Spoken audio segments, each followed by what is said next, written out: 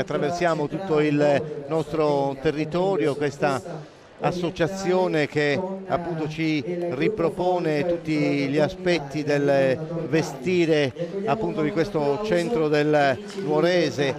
con Dorgali, che è famosa non soltanto per le bellezze dell'abbigliamento ma anche per i gioielli, e l'associazione Don Milani è una di quelle associazioni che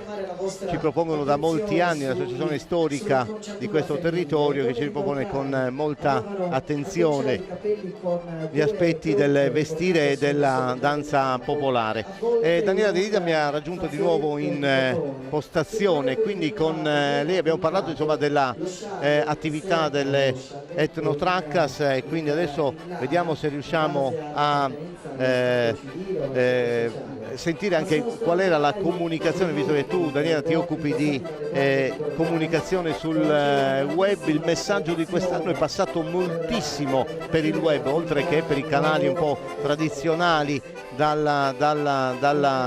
carta stampata fino alla televisione, la radio. Sono stati utilizzati molti mezzi, ma il web ha avuto un ruolo importante. Lo è stato sempre di più, cioè in questi ultimi anni che tu hai seguito la comunicazione di questo tipo, mi sembra che ogni anno abbiamo notato un grado di attenzione maggiore. Cosa vuol dire? Che sono più giovani, o comunque il web sta diventando sempre più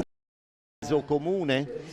Sì, direi che quest'ultima considerazione è assolutamente calzante, perché per quanto riguarda le fasce d'età sono varie, nel senso che dai più giovani ma anche i meno giovani si interessano ormai al